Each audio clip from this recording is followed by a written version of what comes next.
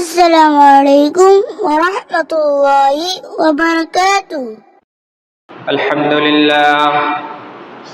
الحمد لله نحمده ونستعينه ونستغفره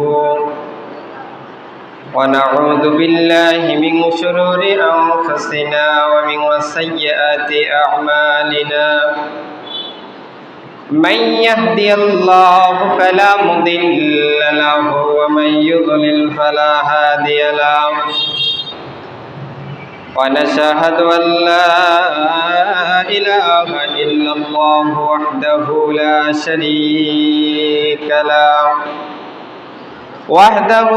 شريك له ونشهد أن سيدنا ونبينا ومولانا محمدا عبده ورسوله صلى الله تعالى عليه وعلى آله وأصحابه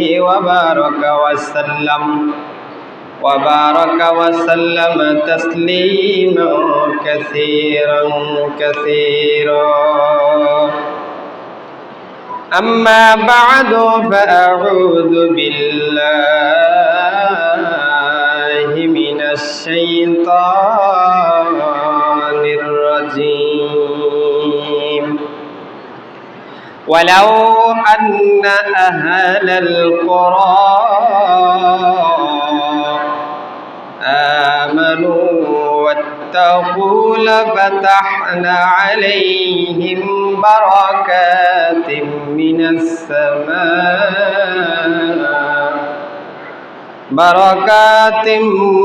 السماء والأرض. وقال النبي صلى الله عليه وسلم: البيعان بالخيار ما لم يتفرقا، فإن صدقا وبينها بورك لهما في بيعهما، وإن كتما وزكابا محلقت ببركة بيعهما، أو كما قال على النبي الصلاة والسلام. মুআজ্জাজ মুসাল্লিয়ান কিরাম, সমস্ত প্রশংসা সেই মহান আল্লাহ তাআলার দরবারে যে আল্লাহ রাব্বুল আলামিন দুনিয়ার মায়াজাল বেড়াজাল থেকে আমাদেরকে হেফাজত করে, অত্যন্ত ভালোবেসে, দয়া করে, মায়া করে আজকে পবিত্র জুমা মোবারকের দিনে জুমা মসজিদে আসার এবং বসার তৌফিক দান করেছেন। সেই মহান মালিকের দরবারে অন্তরের অন্তরস্থল থেকে কালিমাতুশ শুকর যাপন করি, সকলে বলি আলহামদুলিল্লাহ। অজস্র কোটি দরুদ ও সালাম নাজিল হক বিশ্বের মানবতার মুক্তির দিশারি জিগর গোশে আমেনা হযরতে রাসূল করিম, সকলে মুহাব্বতান বলি সাল্লাল্লাহু আলাইহি ওয়াসাল্লাম। মুহতারাম হাজিরিন, আমরা গত জুমায় আলোচনা শুনেছিলাম হালাল উপার্জনের গুরুত্ব সম্পর্কে। মোটামুটি কিছু আয়াত এবং হাদিসের আলোকে আপনাদের সম্মুখে উপস্থিত করেছিলাম। এ সমস্ত বাণীর মাধ্যমে আমরা বুঝতে পেরেছি যে হালাল উপার্জনের চেষ্টা করা এটা একটা ইবাদত, এটাও ফজিলত, এটাতেও মর্যাদা রয়েছে, এটা তাওয়াক্কুলের কোনো পরিপন্থী নয়। সঞ্চয় উপার্জন দ্বারা নিয়ত থাকতে হবে অন্তরের প্রশান্তি লাভ।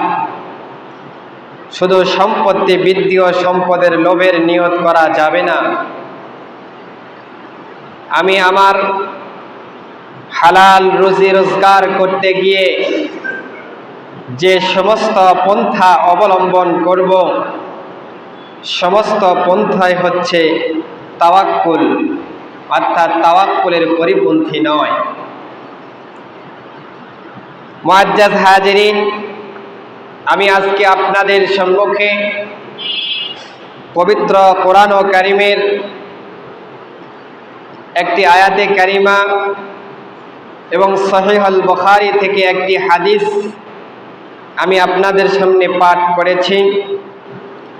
এই আয়াত ও হাদিসের মধ্যে একথা বয়ান করতেছে যে সম্পদের বরকত এবং সম্পদের মধ্যে বরকত হাসিল করার পদ্ধতি কি হবে সে সম্পর্কে আজকে আয়াত ও হাদিসের মধ্যে আলোচনা আসতেছে। মুহতারাম হাজিরিন, আমাদের সমাজের অনেক মানুষেরই অভিযোগ,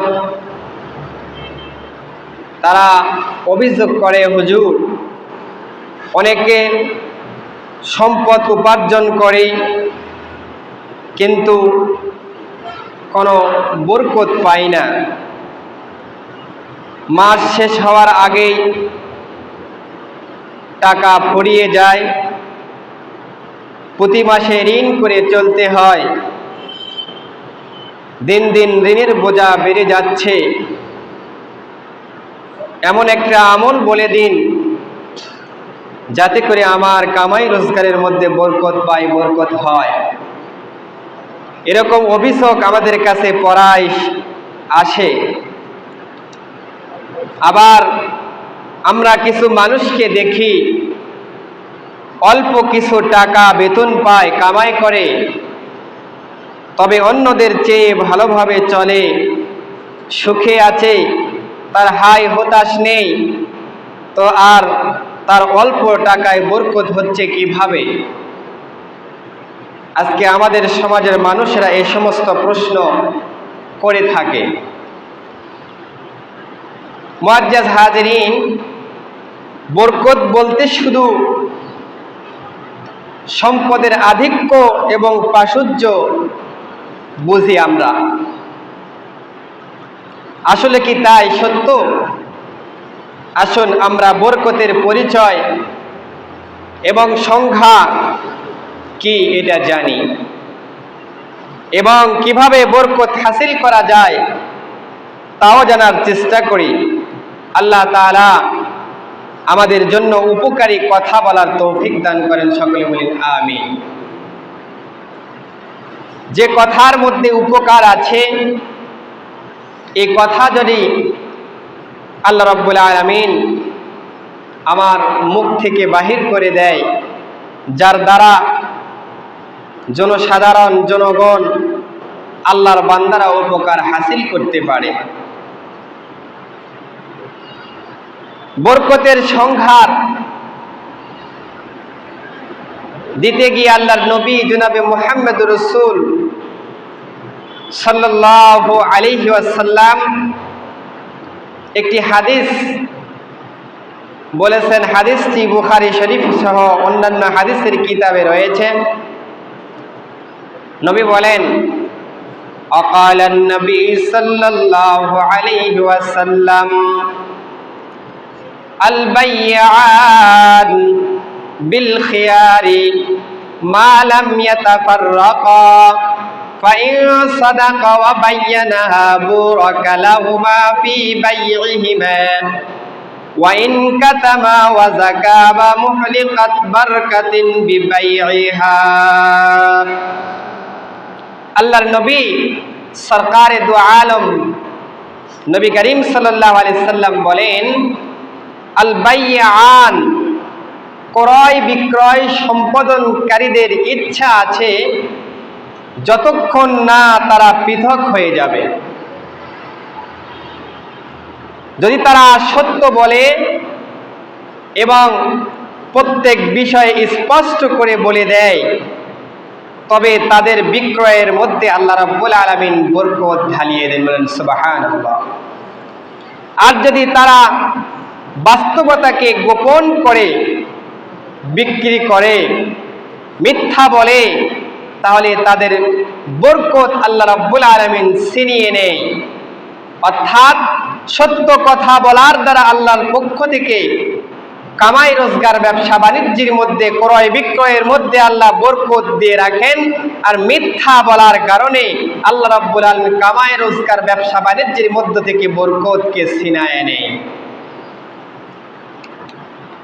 আমরা বরকত বলতে কেবল সম্পদের আধিক্য ও প্রাচুর্যকেই বুঝি, যে আমার সম্পদ থাকলেই মনে হয় বরকত আসে। আগে মাসিক ইনকাম হতো 10,000 টাকা, এখন মাসিক ইনকাম হয় 50,000 টাকা, তাহলে মনে করি আমার বরকত হয়েছে। এরকম কিছু নয়। শুধুই সম্পদের আধিক্যই বরকত নয়, আমরা বরকতের মর্মই উপলব্ধি করতে পারি না। বরকতের সংখ্যায় আমরা জানি না, কিভাবে আমাদের বরকত আসে এই সংখ্যায় আমরা জানি না।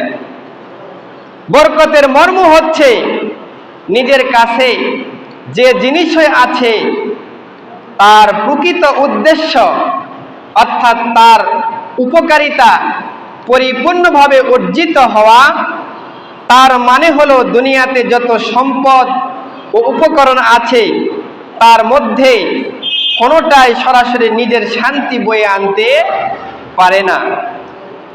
যেমন টাকা চিবিয়ে খাওয়া যায় না, স্বর্ণ রূপা দিয়ে ক্ষুধা তৃষ্ণা নিবারণ করা সম্ভব না। টাকা দিয়ে খাবার কিনে খেতে হবে, স্বর্ণ রূপা বিক্রি করে কাজে লাগাতে হবে। এসব সম্পদের দ্বারা উদ্দেশ্য হচ্ছে মানুষের প্রয়োজন পূরণ করা, খাদ্যদ্রব্য কিনে ক্ষুধা দূর করা, অসুস্থ হলে চিকিৎসা করানো, কাপড় পরিধান করা, যাতায়াত খরচ মেটানো, বাড়ি নির্মাণ করা, বসবাসের জন্য বাড়ি ভাড়া দেওয়া ইত্যাদি। ক্ষুধা নিবারণের জন্য খাবার দরকার, বসবাস করার জন্য ঘর দরকার, গায়ে দেওয়ার জন্য কাপড়ের প্রয়োজন। এসব প্রয়োজন পূরণ করাই হচ্ছে সম্পদের মূল উদ্দেশ্য, প্রধান উদ্দেশ্য। যদি তুমি ক্ষুধার সময় টাকা খাও তাহলে ক্ষুধা কখনো নিবারণ হবে না। তৃষ্ণা পেলে রূপা গহনা দিয়ে তৃষ্ণা মিটানো যাবে না, তৃষ্ণা নিতাতে পারে না, কেননা তার ভিতরে স্বভাবগতভাবে সরাসরি ক্ষুধা নিবারণের কোনো শক্তি নাই। যদি অসুস্থ হও তবে রোগের মধ্যে এমন রোগও আছে খেতে থাকবে কিন্তু ক্ষুধা দূর হবে না। এমন রোগ আছে যা পানি পান করবে তবু তৃষ্ণা পিপাসা মিটবে না। সুতরাং আসল উদ্দেশ্য হচ্ছে শান্তি, আরাম ও প্রয়োজন পূরণ হওয়া। কিন্তু সব উপকরণ ও সম্পদ থাকলেই প্রয়োজন পূরণ হবে এমনটা আবশ্যক না। মরুভূমিতে পথিক পথ হারিয়েছে, তার কাছে কোটি টাকা থাকলেও কেউ তাকে বাঁচাতে পারবে না। নদীর মাঝখানে নৌকা ডুবে যাচ্ছে, তার কাছে স্বর্ণ রূপার অলংকার আছে, সেখানেও তাকে কোনো বাঁচাতে পারবে না, রক্ষা করতে পারবে না। কোটি টাকা খরচ করেও কি অসুস্থ ব্যক্তির বাঁচানো সম্ভব হয় না? মৃত্যু এসে গেলে পৃথিবীর সকল সোনা রূপা সোনা দানা সম্পদ একত্রিত করলেও কোনো লাভ হবে না। যদি আল্লাহ তাআলার পক্ষ থেকে মৃত্যু অবধারিত হয়, শত কোটি টাকার মালিক হলেও টাকার মাধ্যমে তার মৃত্যুকে আটকানো সম্ভব নয়। মানুষের যেসব প্রয়োজন দরকার সেসব প্রয়োজন পূরণ হওয়া এবং আরাম ও শান্তির সুখই হচ্ছে মূল উদ্দেশ্য।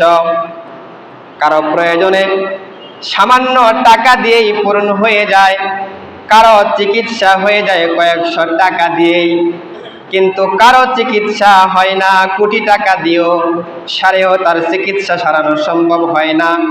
অনেকে এসি ছাড়া ফ্যান ছাড়াই আরামে ঘুমাচ্ছে, আবার অনেকে বিলাসবহুল বাড়িতে এসির মধ্যে শান্তিতে ঘুমাতে পারছে না। তার দুশ্চিন্তার কোনো শেষ নেই।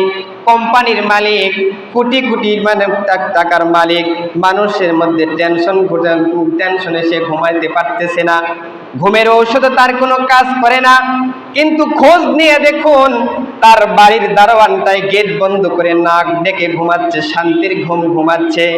এবার বলুন কার শান্তি হাসিল হয়েছে? অথচ ওই ব্যক্তি কোটিপতি ছিল আর ওই বেচারা মাত্র দরিদ্র একজন ব্যক্তি ছিল, কিন্তু আল্লাহ তাআলা তার দরিদ্রতার মধ্যে শান্তি দিয়েছেন।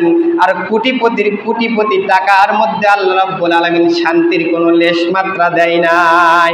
আল্লাহ রাব্বুল আলামিন এই দরিদ্র ব্যক্তির ভূমির মধ্যে যে বরকত দিয়েছেন, এটাই হচ্ছে সর্বাধিক বরকত। কোন সম্পদ মানুষকে বরকত এনে দিতে পারে না, কোটি টাকা থাকলেও বরকত এনে দিতে পারে না। টাকা চিবিয়ে খেলে যেরকম ক্ষুধা নিবারণ হবে না, ওই টাকা দিয়ে খাবার কিনে খেলে ক্ষুধা নিবারণ হবে। স্বর্ণ দিয়ে পানির পিপাসা মিটবে না, স্বর্ণ বিক্রি করে পানীয় ক্রয় করে খেতে হবে, তবে তার তৃষ্ণা মিটবে। হাজার ভরি স্বর্ণ সামনে থাকলেও পিপাসা পালো, এই স্বর্ণ ধুয়ে খেলেও কাম হবে না। হাজার ক্ষুধার্ত ব্যক্তি কোটি টাকা চাবিয়ে খেলেও তার ক্ষুধা কখনো নিবারণ হবে না। কেন? আল্লাহ রাব্বুল আলামিন এই সম্পদের মধ্যে ক্ষুধা নিবারণের কোনো শক্তি দিয়ে রাখে নাই। আল্লাহ রাব্বুল আলামিন তো বরকতের মাধ্যমে তার ক্ষুধা নিবারণ করবে।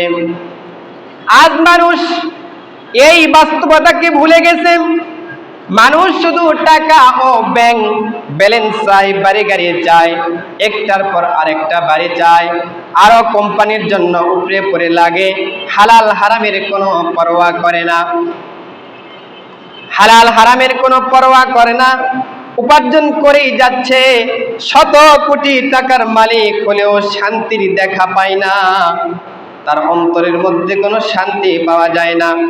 ঘরে এসি লাগানো যায় কিন্তু ঘুমে কিনা যায় না, সুস্বাদু খাবার কিনা যায় কিন্তু মুখের স্বাদ রুচি কখনো কিনা যায় না। এটা মহান আল্লাহ তাআলার একমাত্র দান, বরকত। এটাই হচ্ছে বরকত। বিত্তবানশালী বৃত্তের পেছনে ছোটে, তারা বরকতের পেছনে ছোটে না। সম্পদ থাকা সত্ত্বেও যদি বরকত খুঁজতেও শান্তি দেখা দিত, জীবনের জন্য হন্য হয়ে করতো, চেষ্টা করত, তাহলে আল্লাহ রাব্বুল আলামিন তাকে শান্তির দেখা পেয়ে দিত। কিন্তু সারা জীবন তো সে সম্পদের প্রাচুর্যের পিছনে ঘুরেছে, কোনো একটা সময় বরকতের জন্য কখনো সে চেষ্টা করে নাই। হযরতে থানবী আলাইহির রহমান খুতবাতুল হাকিমুল ইসলামের মধ্যে লিখেছেন, ওয়াজের মাধ্যমে একটি ঘটনা মজার বয়ান করেছেন। একজন নবাবের সাথে তার অত্যন্ত পরিচয় ছিল। নবাব কোন রাষ্ট্রনায়ককে বলা হয়, দুনিয়ার এমন কোনো নিয়ামত নেই যার ঘরের মধ্যে ছিল না, কিন্তু ডাক্তার তাকে বলে দিয়েছে আপনার খাদ্য মাত্র একটি জিনিস, সারা জীবন তো খেয়ে কাটাতে হবে, এভাবে চললে বেঁচে থাকবেন, অন্যথায় আপনি মারা যাবেন।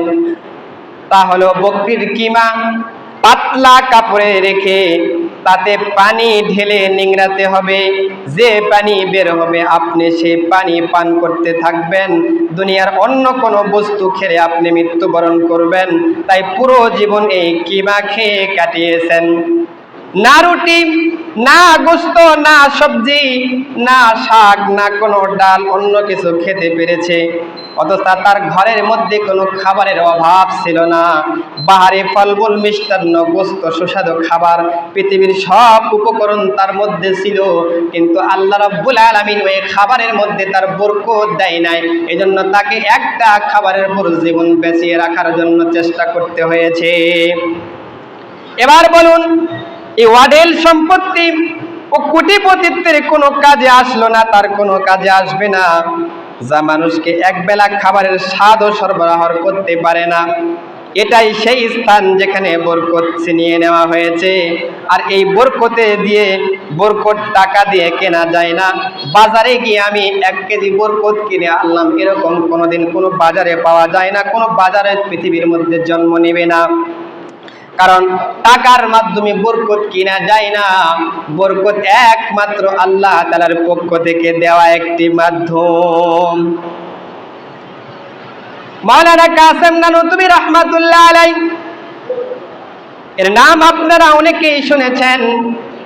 তিনি ছিলেন দারুল উলুম দেওবন্দের অন্যতম প্রতিষ্ঠাতা একজন ব্যক্তি।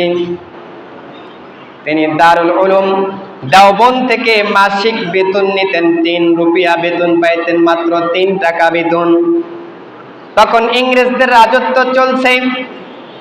ওই সময় ভায়ালপুরের নবাব নিজস্ব অর্থায়নে বিশাল একটি জামিয়া বা ইউনিভার্সিটি প্রতিষ্ঠা করেন। তাদের তো টাকার অভাব ছিল না, বিশাল বিশাল বিল্ডিং প্রস্তুত। নবাব সাহেব দিনদার ছিলেন, তিনি স্বীয় স্থানীয় আলেম ওলামা মাশায়েখদের সাথে জামিয়া পরিচালনার ব্যাপারে পরামর্শ করলেন। ওলামায়ে কেরাম বললেন, জামিয়া স্থাপনা ও বিল্ডিং প্রস্তুত, সবকিছুই সুন্দর বানিয়েছেন, এবার এই জামিয়া আবাদ করার জন্য, পরিচালনা করার জন্য দরকার একজন যোগ্য লোকের।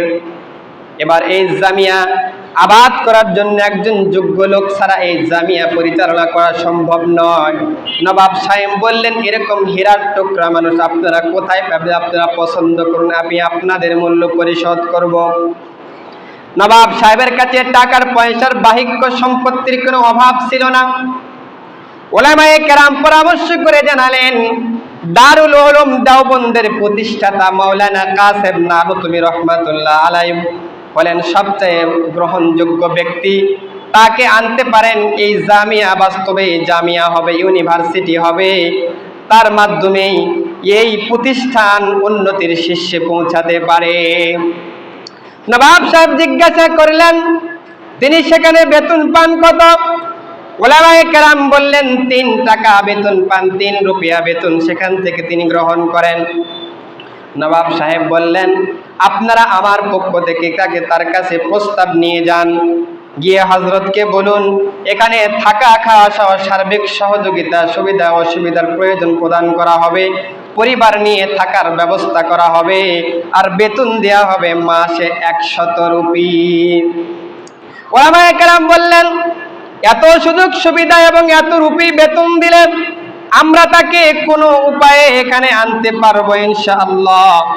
সব কিছুর পর তাওয়াম ভাওয়ালপুরের কয়েকজন নির্বাচিত উলামায়ে কেরাম দেওবন্দে আগমন করলেন।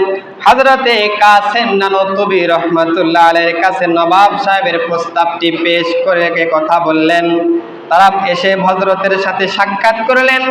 কাসেম নানুতুবি রহমাতুল্লাহ আলাইহি তাদেরকে জিজ্ঞাসা করলেন, আপনারা কোথা থেকে এসেছেন? তারা বললেন, আমরা ভায়ালপুরের নবাব সাহেবের বিশাল একটি জামিয়া প্রতিষ্ঠা করেছেন, আমরা সেখান থেকে এসেছি। সেখানে 1 লাখ কিতাবের একটি বিশাল লাইব্রেরি থাকবে। আপনি তো কিতাবপত্রের প্রতি দুর্বল, কিতাবের প্রতি আপনার ঝোঁক খুব আগ্রহ বা প্রবল বেশি।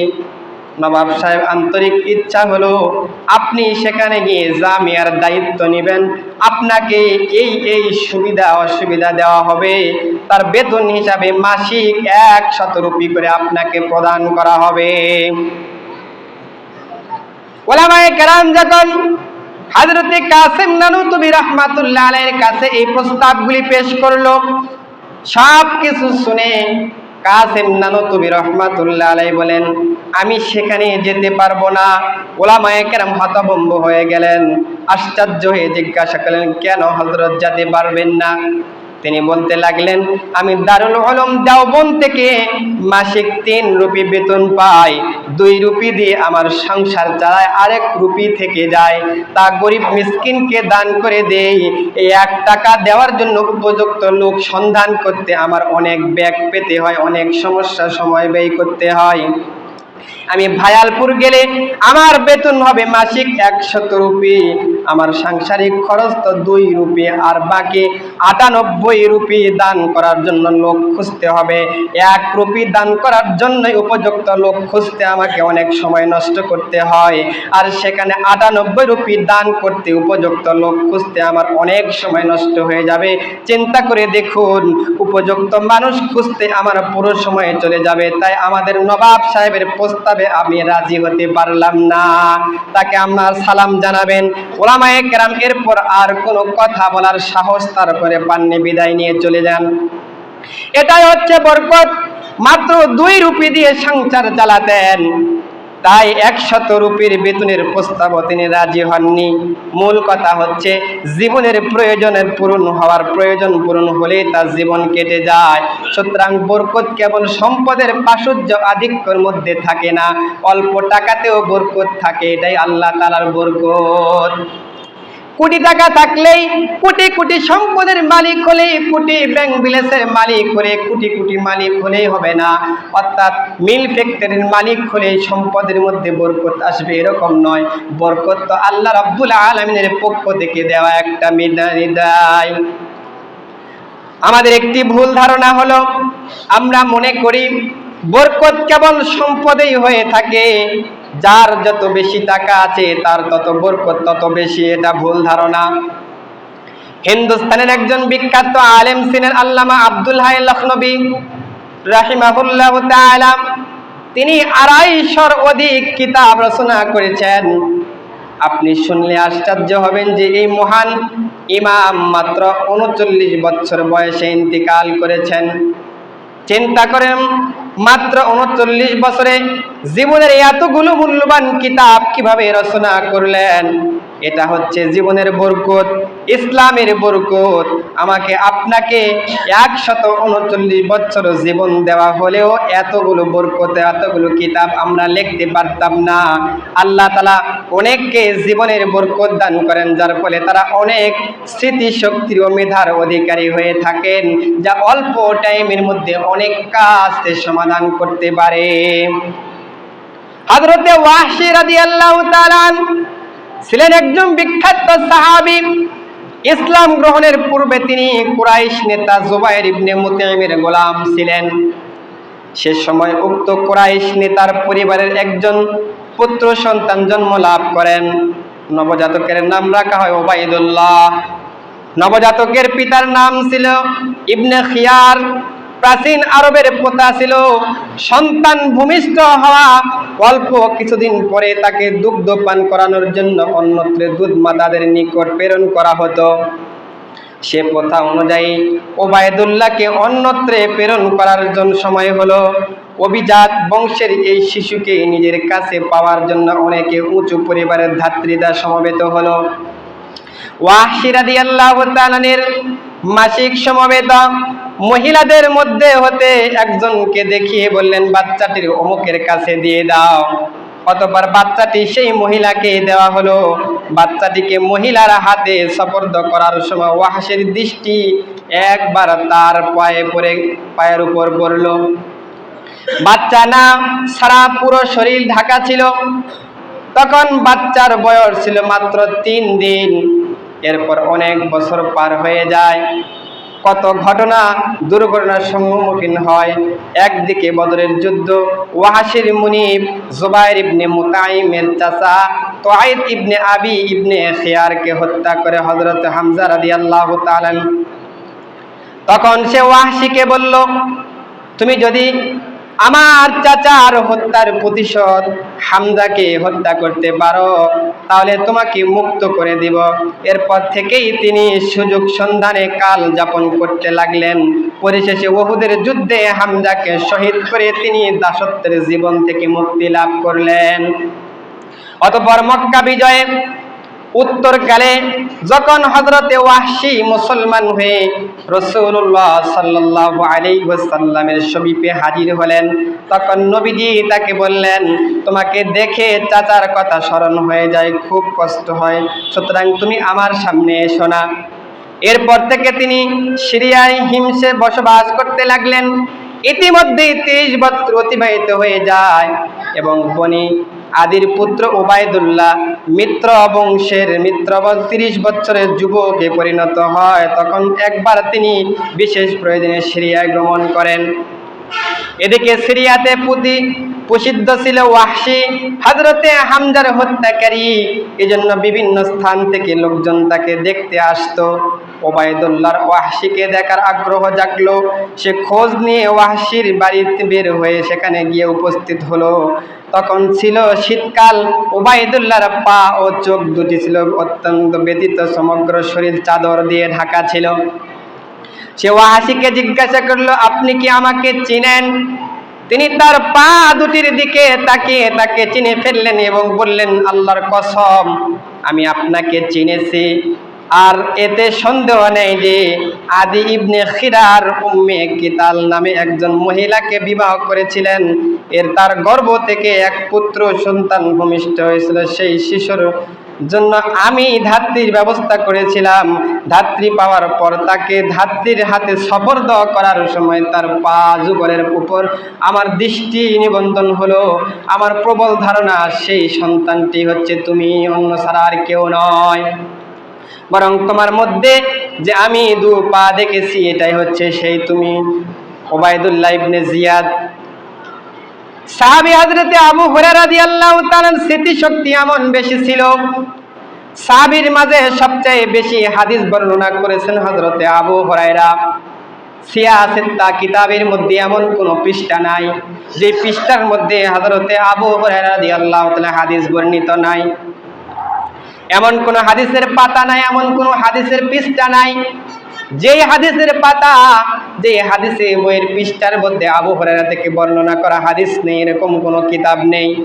হযরতে আবু হুরায়রা রাদিয়াল্লাহু তাআলা আনহু হযরতে রাসূলুল্লাহ সাল্লাল্লাহু আলাইহি ওয়াসাল্লামের জীবনের মতন বরকত লাভ করতেন। তার জীবনেও তার স্মৃতিশক্তি ও মেধাতে এত বরকত ছিল, তিনি হাদিস বর্ণনাতে প্রসিদ্ধ ছিলেন। একবার তৎকালীন বাদশা মারওয়ান বিন হাকাম ভাবলো আবু হুরায়রা রাদিয়াল্লাহু তাআলা এত হাদিস বর্ণনা করেন, তার কাছ থেকে আমিও হাদিস শুনি। বাদশা হযরতে আবু হুরায়রাকে দাওয়াত করলেন, তার কাছে হাদিস শোনানোর আবেদন করলেন। হযরতে আবু হুরায়রা রাদিয়াল্লাহু তাআলা হাদিস বর্ণনা শুরু করেন। আর ওনাকে মারওয়ান তার দুইজন কেরানীকে পর্দার আড়ালে খাতা কলম দিয়ে বসিয়ে রাখলেন। তাদের বললে দেওয়া হলো হযরতে আবু হুরায়রা রাদিয়াল্লাহু তাআলা বয়ান বর্ণনাকৃত সকল হাদিস লিখে রাখো। তারা তাই করলো। দুইজনকে লিখতে দেওয়ার কারণ হলো অধিক সতর্কতা যেন কোনো বিষয় ছুটে না যায়। হযরতে আবু হুরায়রা রাদিয়াল্লাহু তাআলা মজলিসে 100-এর বেশি হাদিস বর্ণনা করলেন, শুনাইলেন। এক বছর পর মারওয়ান বিন হাকাম হযরতে আবু হুরায়রা রাদিয়াল্লাহু তাআলা আনহুকে আবার দাওয়াত করলেন।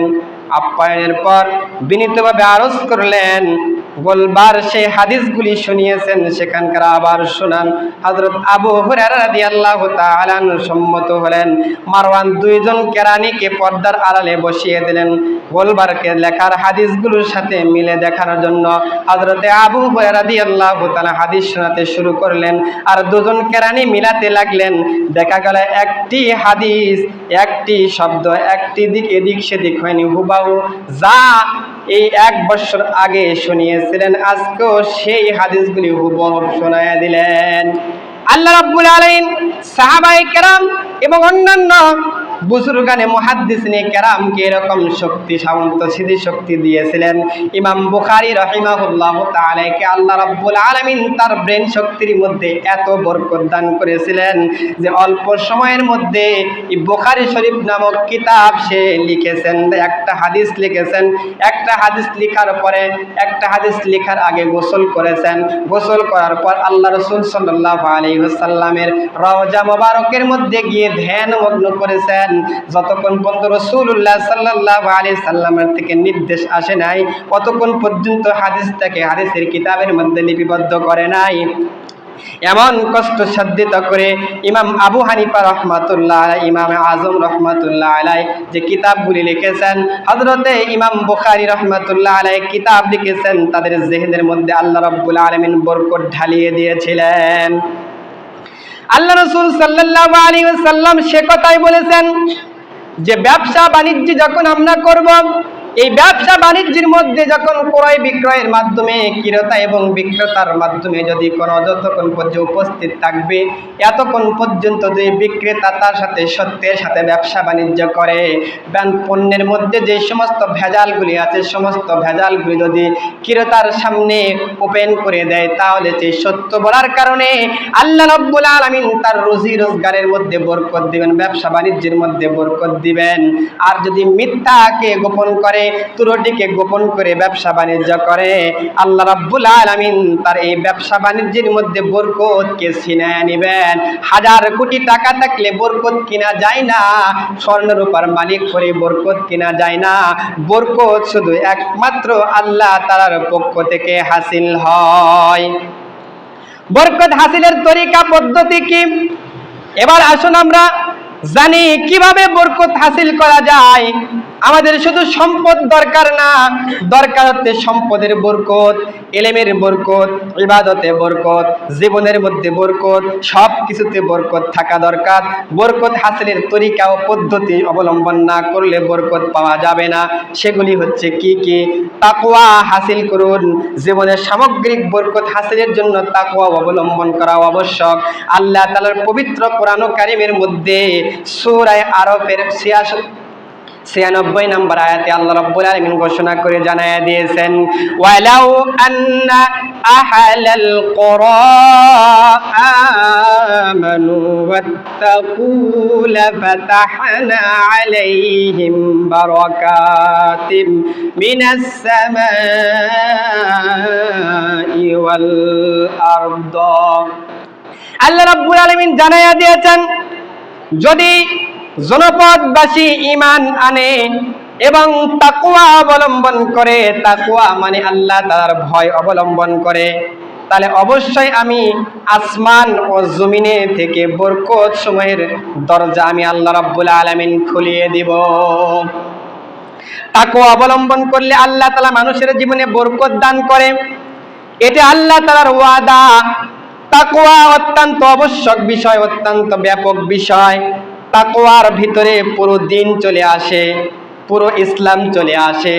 তাকওয়া এমন একটা জিনিস, সর্বক্ষেত্রে আল্লাহ তাআলার ভয় অন্তরের মধ্যে বিরাজমান থাকাই হচ্ছে তাকওয়া। আল্লাহ রাসূলের অনুগত্য চলে আসে, ঈমানদারি ও সততা চলে আসে। এবং তাকওয়ার বিপরীত হচ্ছে গুনাহ ও নাফরমানি। তাকওয়া দ্বারা গুনাহ ও নাফরমানির পথ পরিহার করা আবশ্যক হয়ে যায়। ব্যবসা বাণিজ্যের মধ্যে সততা, আমাদের আলোচনা চলছে ব্যবসা বাণিজ্যের বরকত হাসিল করা, তার জন্য বরকতের সততা দরকার হচ্ছে সততা। রাসূল করিম সাল্লাল্লাহু আলাইহি ওয়াসাল্লাম ইরশাদ করেছেন, আল বাইয়ানি বিল খিয়ারি মা লাম ইয়াতাফাররাকু ফা ইন্না সাদাকাতা ওয়া বায়ানা বারাকাতুন লাহুমা ফি বাইইহিমা ওয়া ইন কাতামা ওয়া কাযাবা মুহলিকাত বারাকাতুন বিবাইইহা। রাসূল বলেছেন, ক্রয় বিক্রয়ের সম্পাদনকারী ক্রেতা বিক্রেতার মধ্যে যখন বেচা কিনা সম্পাদন করবে, ইচ্ছা পোষণ করবে, যতক্ষণ না তারা পৃথক হয়ে যাবে, এতক্ষণ পর্যন্ত আল্লাহ রাব্বুল আলামিন তাদের মধ্যে বরকত দিতে থাকবেন। যদি তারা সত্য বলে এবং প্রত্যেক বিষয় স্পষ্ট করে বলে যে ভাই আমার এই পণ্যটা এই দামে ক্রয় করা আছে আর এই পণ্যের মধ্যে এই সমস্ত সমস্যা আছে, যদি আপনার পছন্দ হয় পণ্যটা আপনি ক্রয় বিক্রয় করতে পারেন, তাহলে আল্লাহ রাব্বুল আলামিন, আল্লাহ রাসূল বলেছেন এই ব্যবসা বাণিজ্যের মধ্যে আল্লাহ রাব্বুল আলামিন বরকত ঢালিয়ে দিবেন। আর যদি তারা বাস্তবতাকে গোপন করে, কাপড়টার মধ্যে ত্রুটি আছে, এই পণ্যটার মধ্যে ত্রুটি আছে, এরকম সব কিছু গোপন করে মিথ্যা বলে বেছে, ভাই কাপড়টা 10 টাকা দিয়ে কিনা কিন্তু কাপড়টা আসলে কিনেছে মাত্র 5 টাকা দিয়ে, জনগণকে ধোঁকা দেওয়ার জন্য 10 টাকার কথা বলে মিথ্যা কথা বলার কারণে এরকম পণ্য বিক্রি করলে আল্লাহ রাব্বুল আলামিন ওই ব্যবসার মধ্যে বরকতকে ছিনায়া নিবে। তাই বরকত হাসিল করতে হলে সর্বপ্রথম আমাদেরকে অবলম্বন করতে হবে সততা। সততা অবলম্বন করতে হবে, সকল প্রকার বাধা ধোঁকা ও প্রতারণা থেকে আমাদেরকে বিরত থাকতে হবে, তাহলে আমরা ব্যবসা বাণিজ্যের মধ্যে বরকত দেখতে পাবো। আর যদি আমাদের ধোঁকা আমরা বাদ না দেই, মানুষকে ধোঁকা দিয়ে পণ্য বিক্রয় করি, মানুষকে ধোঁকা দিয়ে মিথ্যা কথা বলি, মানুষকে ধোঁকা দিয়ে কামাই করার চেষ্টা করি, কিয়ামত পর্যন্ত কোটি টাকার ব্যবসা করলেও আল্লাহ রাব্বুল আলামিন তার মধ্যে বরকত দিবে না। নাম্বার 3, নিজের জন্য এবং অন্যদের জন্য বরকতের দোয়া করা উচিত। এর ফলে জীবনের ব্যবসা বাণিজ্যের বরকত হাসিল হবে। রাসূল করিম সাল্লাল্লাহু আলাইহি ওয়াসাল্লাম নির্দেশ দিয়েছেন কারোর জন্য দোয়া করতে হলে এভাবে করবে, ইয়া বারাকাল্লাহ, আল্লাহ তার মধ্যে বরকত দান করুন। যদি মামুলি দোয়া নয়, বড় শক্তিশালী কার্যকর একটা দোয়া। আমাদের দেশে আমরা মোবারকবাদ জানাই। মোবারকবাদ আপনি দিয়ে কি করবেন? মোবারক তো আপনি গাড়ি বানিয়েছেন, মোবারককে আজকে আপনি পুঁজি বানিয়েছেন। অর্থাৎ প্রত্যেক জিনিসের মধ্যে মোবারকবাদ দেওয়া হয়। এটা অত্যন্ত প্রিয় দোয়া, এটাকে বুঝে শুনে দেওয়া দরকার, বুঝে শুনে নেওয়া দরকার। এর অর্থ কি এটা জেনে দেওয়া দরকার। এই জিনিস আপনি পেয়েছেন, তার বরকত আল্লাহ তাআলার পক্ষ থেকে প্রদান করা হোক। আমরা মোবারকবাদ না বলে বারাকাল্লাহ আরবি দোয়া বলতে পারি উত্তম। কারো বিয়ে হয়ে রাসূলুল্লাহ সাল্লাল্লাহু আলাইহি ওয়াসাল্লাম এই দোয়া করতেন, বারাকাল্লাহু লাকুম ওয়া বারাকা আলাইকুম ওয়া জামা বাইনাকুম ফিল খাইর। বরকতের দোয়া আমাদেরকে এতটা বাস্তবতার দিকে ইঙ্গিত করে যে তোমার সম্পদ, তোমার বাড়ি গাড়ি, তোমার ঘর, তোমার চাকরি বাকরি, তোমার সব কিছুতেই না বরকত আল্লাহ তাআলার পক্ষ থেকে প্রাপ্ত। এগুলো আল্লাহ তাআলার পক্ষ থেকে বরকত থাকে, আসে, অন্য কোনো টাকা পয়সার মাধ্যমে বরকত আসে না। এই বরকত লাভের উৎকৃষ্ট উপায় হচ্ছে তোমাকে সর্বপ্রথম অর্জন করতে হবে হচ্ছে তাকওয়া। বরকত অর্জন করতে হলে সততা অর্জন করতে হবে। সততা ছাড়া জীবনে কোনোদিন জীবনের বরকত আসা সম্ভব নয়। জৌলুসত্তার মধ্যে তোমার অলিজায় বাড়ি থাকবে, বরকত না থাকলে বাড়ি দ্বারা তোমাকে নিরাপত্তা শান্তি আসবে না। তোমার স্ত্রী বা স্বামী আছে, কিন্তু বরকত না থাকলে তার মধ্যে পারবে না। এই জন্য সমস্ত জিনিসের মধ্যে আমাদের বরকত চাওয়া দরকার, কারণ টাকা পয়সা কখনো মানুষের বরকত আনি দিতে পারে না। আজকে দুনিয়ার মানুষ তো এটা ভেবেই বসেছে টাকা সম্পদের আধিক্যটাই হচ্ছে বরকত। এক সময় 10,000 টাকা কামাই হতো, এখন হয় 1,00,000 টাকা কামাই, এটাই মনে হয় বরকত। এটা কোনো বরকত নয়। বরকত হচ্ছে আল্লাহ তাআলার পক্ষ থেকে একটা জিনিস। অল্প তুষ্টি হওয়া বরকত হাসিলের আরেকটি গুরুত্বপূর্ণ উপায় হলো অল্পতে সন্তুষ্টি হওয়া, কনাআত অর্জন করা। আমি হালাল ভাবে সম্পদ উপার্জন করার চেষ্টা করব, সারাদিন চেষ্টা করার পর যতটুকু পাই তাই দিয়ে আমি রিজিকে ছাড়তে চেষ্টা করব, তাই দিয়ে আমি চেষ্টা করব আমার সন্তোষ জীবনটাকে পরিচালনা করা। হযরত শেখ সাদী রাহমাতুল্লাহ বিত্তাক বুজুর্গ ছিলেন, সে এই কথাই বলেছেন যে আমরা যদি সম্পদকে অল্প তুষ্টি অর্জন করি, আমি যেটা হালাল ভাবে পন্থা অবলম্বন করলাম, কামাই করলাম, এটা নিয়ে আমি সন্তুষ্ট থাকি, আল্লাহ রাব্বুল আলামিন এই সম্পদের মধ্যে আমাদেরকে বরকত নিহিত করে দিবেন। মোহতারাম হাজিরিন, শুধু ধন সম্পদ দিয়ে শান্তি হাসিল করা যায় না, দরকার হচ্ছে বরকত হওয়া দরকার। কেবল ব্যবসা বাণিজ্য দিয়ে মানুষ উপকৃত হতে পারে না, দরকার হচ্ছে বরকত হওয়া। বরকত মানে আক্ষরিক অর্থে বৃদ্ধি পাওয়া নয়, বরং প্রয়োজন পূরণ হওয়া এবং আরাম ও শান্তি লাভ করা। আমরা যারা ব্যবসা বাণিজ্যের মধ্যে আছি ওদের উচিত বরকতের দিকে নজর দেওয়া। বরকত হাসিল হবে তাকওয়ার মাধ্যমে, গুনাহ বর্জনের মাধ্যমে, অল্পে তুষ্টির দ্বারা। আর সেজন্য আল্লাহ তাআলার দরবারে বরকতের জন্য দোয়া করতে হবে। আল্লাহ রাব্বুল আলামিন সকলকে বুঝিয়ে আমল করার তৌফিক দান করুক, আমিন। ওয়া আখিরু দাওয়ানা আনিল হামদুলিল্লাহি রাব্বিল আলামিন।